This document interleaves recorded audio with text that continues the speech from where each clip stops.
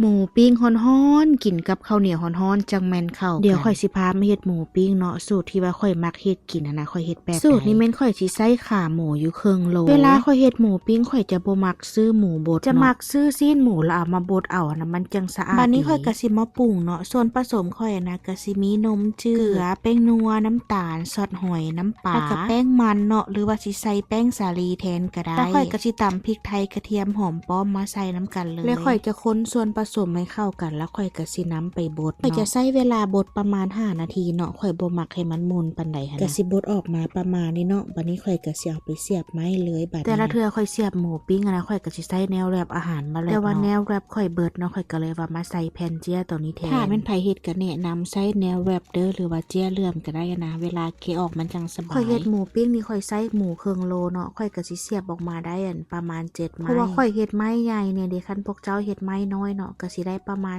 10ไม้11ไม้ข่อยมักเสียบออกมาไม้ใหญ่ๆแบบนี้เนาะเวลาเฮาจับออกมากินก็จับออกมา2ไม้ก็พอดีอิ่มหั่นนะข่อยก็จะห่อแบบนี้จนเบิดเลยเนาะหลังจากที่ข่อยห่อแล้วข่อยก็เสียวข้าวซ่องฟีดไว้แช่ไว้ประมาณ 3-4 ชั่วโมงเฮาก็มาปิ้งได้แล้วเนาะแต่ว่าข่อยน่ะสิแช่ไว้คืนนึงแล้วมื้ออื่นตื่นมาจังจะเฮ็ดกินอันนี้ก็แม่นหน้าตาที่ว่าข่อยน่ะแช่ซ่องฟีดไว้คืนนึงเนาะเดี๋ยวข่อยจะมาแกะให้เบิ่งหน้าตาแช่ซ่องฟีดไว้ก็สิออกมาประมาณนี้เลยเด้อเจียวที่ข่อยเอามาแรปนี่นะมันจะแกะออกยากหน่อยนึงเนาะข่อยจึงแนะนำให้พวกเจ้าใส่แนวแรปเอานะ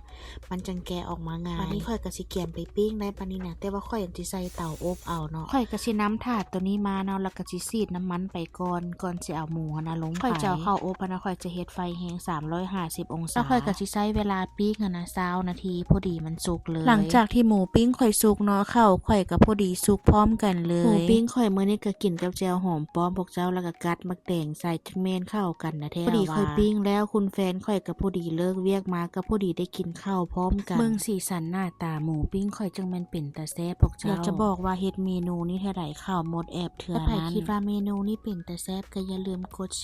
แชร์ให้นี่เด้อเอาไว้เฮ็ดกินมื้อหน้าสำหรับมื้อนี้แม่บ้านมาลีก็ขอตัวไปก่อนเด้อแล้วพบกันวิดีโอใหม่บ๊ายบาย